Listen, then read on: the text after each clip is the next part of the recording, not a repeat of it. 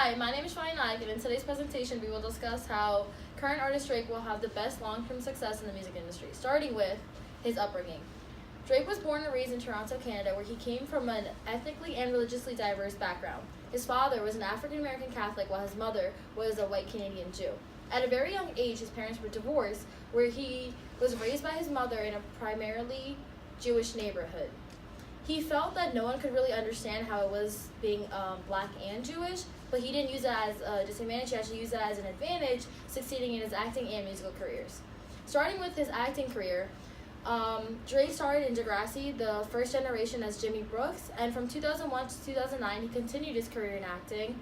From then he also received the Young Artist Award. In 2009 he decided that he no longer wanted to pursue the acting career and move into the musical career. He went on tour with Lil Wayne in the Carter 2 tour, and then at the end of 2009 he decided to sign under Young Money Entertainment.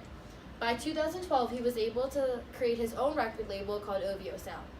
Starting from 2009 to the current date today, Drake has created many successes, starting from reaching #1 on Billboard charts, having Grammy nominations, having hit singles, hit albums, and using that success, he uses social media as a marketing strategy to advertise his albums, his singles, his products, and to venture out his brand. Drake mainly focuses on the genre of mainstream hip-hop, which is a combination of hip-hop, R&B, pop, and southern rap. Now, focusing mainly on Views, one of Drake's top hit albums, I was able to split up the mainstreaming platforms consisting of Apple, Spotify, and YouTube. So for Apple, Views was the first album to reach 1 billion streams. For Spotify, the release of Views estimated that half of all of Spotify listeners were Drake listeners. And then for YouTube, Hotline Bling, one of the songs featured in Views, estimated 1.4 billion views, and which was also the most streamed video that Drake ever created.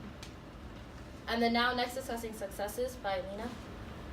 I'm Lena, and I'll be discussing Drake's successes. He's had a lot of success in his career, including the Billboard Hot 100, where he's had 6 #1 hits, 31 top 10 hits, and 188 songs total that made the list. He's also had 35 Grammy nominations from 2009 to the present.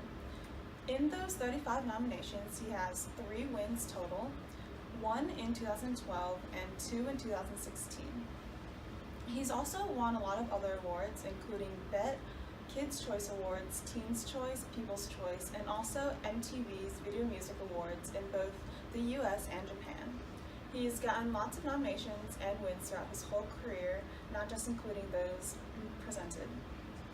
Drake truly has an intrinsic motivation to make music, and because he does it for his own sense of satisfaction. He wants to make a contribution to the industry and impact the world, regardless of the awards that he receives. Next, we'll be discussing Drake's touring revenue. My name is Sara Murtaja, and I'm going to be talking about Drake's tour history. His tour history has consisted of solo tours as well as co-headlining tours. Some of his solo tours have consisted of Away From Home tour, which took place in 2010, and its revenue made about $8 million. In 2012, he had his Club Paradise tour, which made about $42.6 million. Would You Like a tour took place from 2013 to 2014, and its revenue made $46.2 million. And lastly, his Boy Meets World tour took place in 2017, and its revenue made $55 million. Some of his co-headlining tours consisted of America's Most Wanted tour with Young Money in 2009, Drake vs. Lil Wayne with Lil Wayne in 2014, Jungle Tour with Future in 2015, and Summer 16 tour with Future in 2016, and its revenue made $84.3 million. Lastly, his ongoing tour that's currently going on is Aubrey and the Three Migos tour with the Migos, which is taking place in 2018. Co-headlining with highly acclaimed artists that resided in the same genre as Drake has allowed him to form a strategic alliance with them, and he was able to share equal footing as well as equal risk with them. Next, Luke will be talking about Drake's business ventures. Hi, I'm Luke Moritz. I'm going to tell you a little bit about Drake's business ventures. So we're going to start with commercials. He was the star of T-Mobile Super Bowl 50 commercial. It was a minute-long ad starring him, centered around his hit single Hotline Bling. And he was also the star of an Apple Music commercial, which was launched when they first started their streaming service. And these are both huge platforms, and they were both funny commercials poking fun at his softer side, which he gets made fun of a lot in his music, but he's willing to make fun of himself, which most artists take themselves too seriously. And this shows his versatility when marketing other products. He's also starred in 2 Sprite commercials, where he was the star and it was more serious, just playing his songs. Those have also both been on TV. And this shows that he's a big enough star to be on mainstream TV, and a bunch of different audiences will recognize him. He also has a lot of experience hosting. He was picked by the NBA to host their first ever award show in the summer of 2017. And he's also hosted the ESPYs in 2014, and he hosted SNL twice. So this shows that he's good enough to host big events and probably will do more in the future. Drake has a great relationship with the Toronto Raptors NBA franchise. He was even named the Executive Global Ambassador, and this is because of how much he does for Toronto, his home city, and how much he's put them bigger on the map and well known in America. He and the Raptors have such a good relationship that when Nike launched their city jerseys for each team to pick one jersey that represents their city the most, they decided to partner with Drake for an OVO theme with the black and gold, and this just shows how much he means to their city and the franchise that they're willing to pick the black and gold OVO theme as what represents them the best. And along with this, they donated $1 million to Toronto basketball courts to help fix them up for the youth.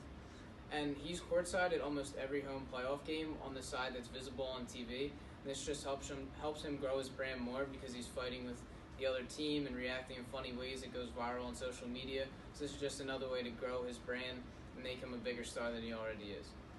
Maybe his most important business is his record label that he and his 2 partners founded, OVO Sound, and it's partners with Warner Brothers Music.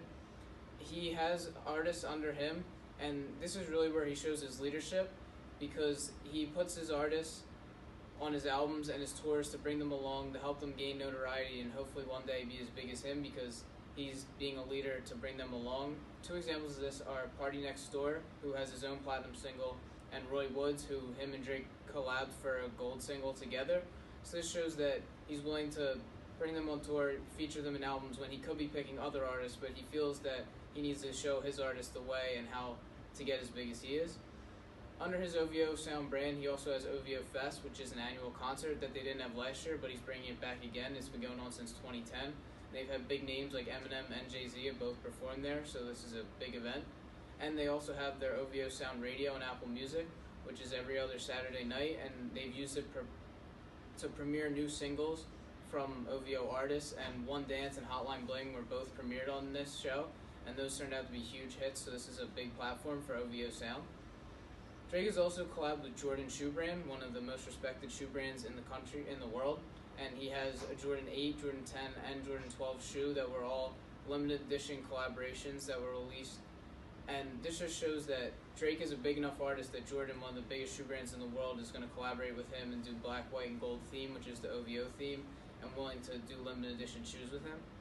And he's also in the alcohol game with Virginia Black Whiskey. Him and Brett Hocking, who sold his own tequila company a couple years ago, has decided to launch with Drake. And this shows that someone who's already did it once with a business feels that Drake is a respectable enough businessman and artist that he can partner with him and be successful and sell it again.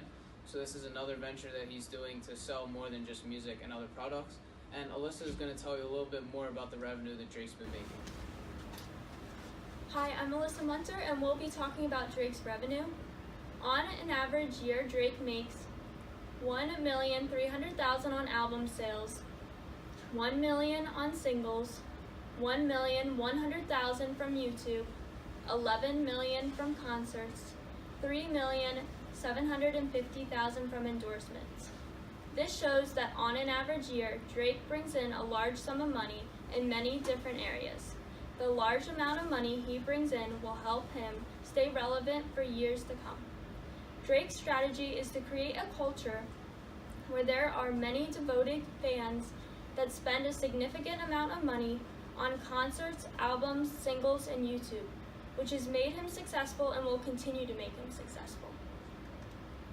In 2010, Drake made $25.9 million, 2011, $10 million, 2015, $39.5 million, 2016, $37.3 million, 2017, $94 million, 2018, $47 million. Drake has the potential to keep his revenue increasing for many years to come, as shown by the consistent increase in his revenue for the past many years. To have consistently increasing revenue, Drake's marketing team would play an important role. They would have to market all of Drake's products to a bigger fan base to increase his revenue. Next, we'll talk about philanthropy. Hi, I'm Kyra Norman, and we're going to be talking about Drake's philanthropy. Drake's philanthropy and history of giving back is an important aspect of what makes his career so viable.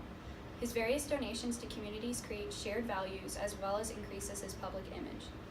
The two examples of his generosity is him donating $75,000 to a high school to fund a music recording studio, as well as $200,000 to Hurricane Harvey Relief Fund.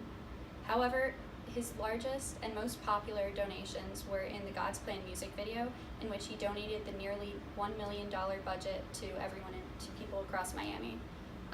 Three of his most popular and largest donations in the video were $50,000 to Destiny James's University of Miami Scholarship Fund and $20,000 to the Miami Fire Department, as well as $50,000 to Lotus Home Women's Shelter.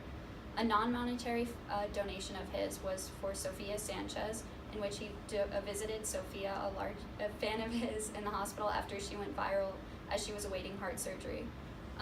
One charity that he has publicly supported is Thorn Digital Defenders of Children, which is a charity that helps develop technology to protect children from human trafficking.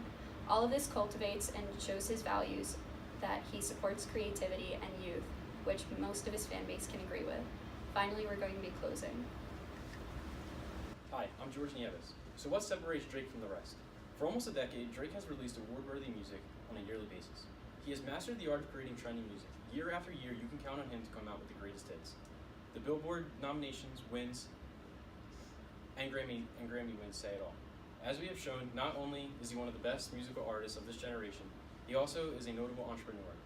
He has a variety of business ventures, ranging from his commercials to owning his own record label. By adding all these sources of income while at the same time coming out with great music, Drake has created his own economic safety net. If he struggles with one of his ventures, he has others to help compensate. He is also a truly international star. He has toured in various countries, and the demand keeps increasing. People want to see him perform. Also remember that he has given back to the community countless times, which is a positive for his reputation. If you combine all these things, you're looking at someone who is not only thriving now, but someone who is going to thrive in the future. He is the best at what he does, has a variety of business ventures, and has fans all around the world. He has a recipe for long-lasting success, more so than anyone else. Thank you for your time.